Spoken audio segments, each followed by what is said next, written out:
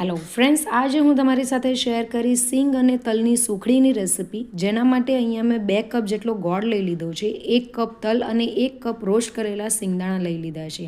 તો સૌથી પહેલાં અહીંયા પેણીની અંદર તલ લઈ લેવાના છે. તલને આપણે રોસ્ટ કરવાના છે અને તલને એકદમ રોસ્ટ નથી કરવાના, બસ એની અંદરથી ચટકવાનો અવાજ આવે ત્યાર સુધી તેને રોસ્ટ કરી લેવાના છે. તો હવે તેને ઠંડો પાડવા માટે સાઈડ પર મૂકી દઈએ.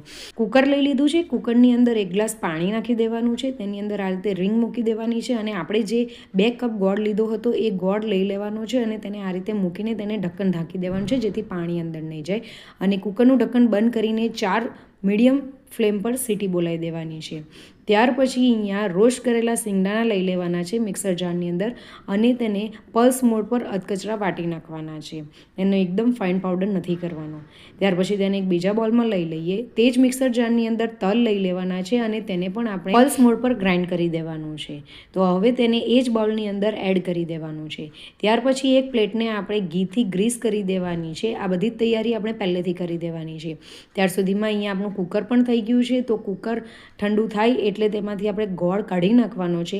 ફ્રેન્ડ્સ, અહીંયા કોઈપણ જાતનો પાયો નથી કરવાનો કે કશું જ નથી કરવાનું. એકદમ જ ઇઝી ટ્રીકથી આપણે આ સુખડી બનાવવાની છે.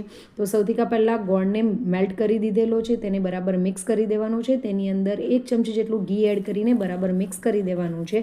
અને આપણે બાઉલની અંદર જે તલ અને સિંગના ભૂખાનું મિશ્રણ એડ કર્યું હતું તે બાઉલની અંદર આપણે ગોળ એડ કરી દેવાનો છે અને બધું જ બરાબર મિક્સ કરી દેવાનું છે. અહીંયા હવે કોઈપણ કુકિંગની પ્રોસેસ નથી કરવાની, બસ આને હાથથી બરાબર મિક્સ કરી દેવાનું છે. અહીંયા તમે આ રીતે લાડવા બનાવી શકો છો. તમારે જો લાડવા બનાવવા હોય તો તમે લાડુ પણ બનાવી શકો છો, પણ અહીંયા હું સુખડી બનાવું છું એટલે તેનો ચોરસ શેપ આપું છું. થાળીની અંદર આપણે આ બધું જ મિશ્રણ એડ કરી દેવાનું છે અને અહીંયા વાટકીની મદદથી બધું જ આપણે એક લેવલ સરખું કરી દેવાનું છે.